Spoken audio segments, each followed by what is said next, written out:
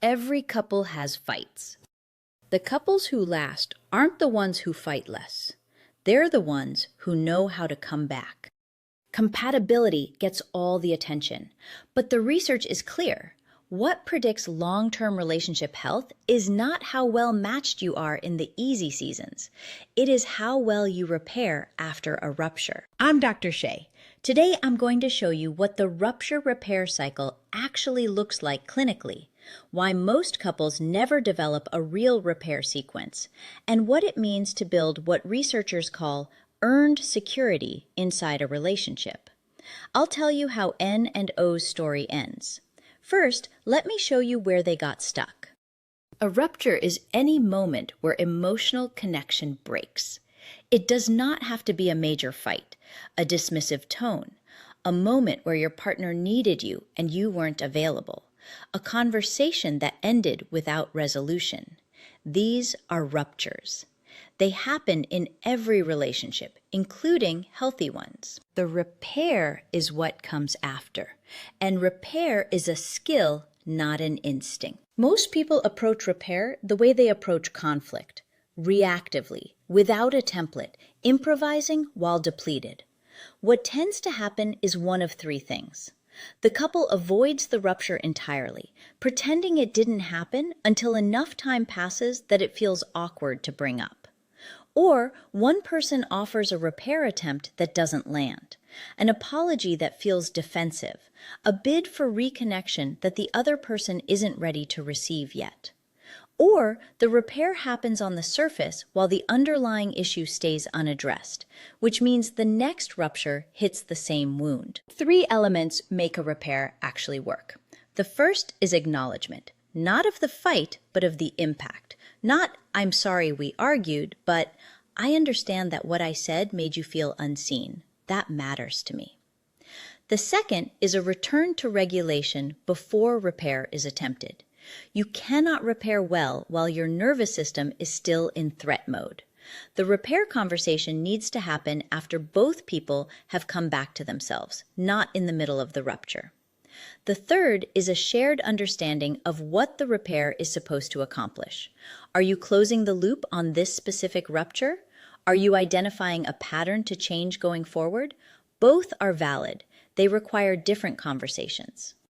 N and O were, by most measures, a strong couple, warm, communicative on the surface.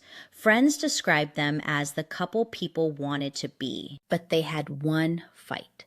The same fight in different forms, cycling through their relationship for 2 years. The structure was always the same. Something would happen, a misread tone, an unmet expectation, a moment of disconnection. N would bring it up. O would listen, apologize quickly, and consider it resolved. N would feel unheard. The same dynamic would surface 3 weeks later, wearing a different subject. O wasn't being dismissive. O genuinely believed the repair had happened. The apology was sincere.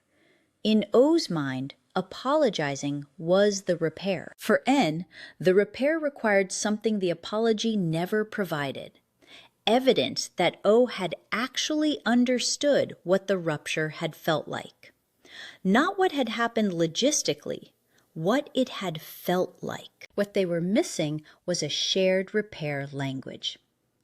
O's template for repair came from a family where an apology ended the conflict.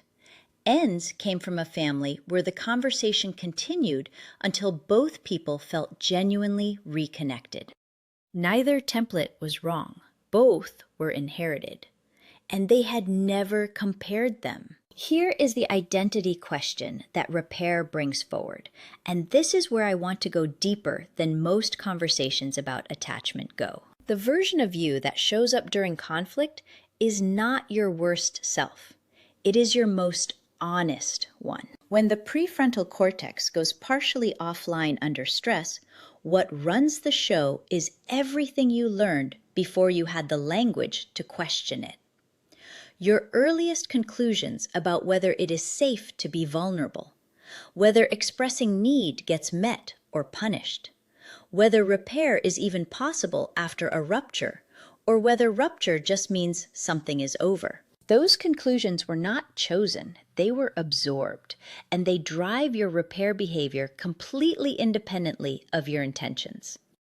This is what earned security actually requires, not just understanding your attachment style as a concept, understanding specifically what happens to your repair capacity under stress, what you shut down, what you escalate, what you need before you can come back. The research on earned security, developed by Mary Main and later extended by others in attachment theory, shows that adults can move from insecure to secure attachment patterns. But the mechanism is not simply being in a loving relationship. It is being in a relationship where ruptures are followed by genuine repair, consistently enough that your nervous system learns a new conclusion. That disconnection is not permanent, that coming back is possible, that you can be seen in your worst moment and not lose the relationship. That learning takes repetition. It takes a partner who can stay in the repair process even when it is uncomfortable. And it takes a shared language for what repair means between this specific pair of people. Here is the version of this I hear from couples who feel secure. We don't really fight. Things don't escalate. We're pretty even-keeled. Good, I mean that. And here is the clinical question worth sitting with. Have you ever been tested? Earned security is not the same as untested security. A couple who has never been through a significant rupture, a real one where something important broke and needed to be rebuilt, does not yet know what their repair capacity looks like under genuine pressure. This is not a reason to manufacture conflict. It is a reason to build the repair infrastructure now in a calm season before you need it. Have a conversation this week. After a hard moment between us, what do I actually need before I can fully reconnect?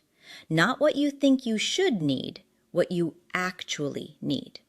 Share it before the next rupture requires you to ask for it under pressure. N and O built their repair language in a calm session. O learned that N needed to be asked, "What did that feel like for you?" before any resolution could land. N learned that O needed a brief window of space before being able to engage in that conversation, and that the space was not avoidance. The fights didn't stop, but they ended differently, with both people actually back. The Blueprint Compatibility Assessment covers attachment and repair as part of its emotional readiness domain. Link in the description. The Blueprint Workshop series goes deeper on repair sequences live. Link below. Love connects you. The Blueprint protects you.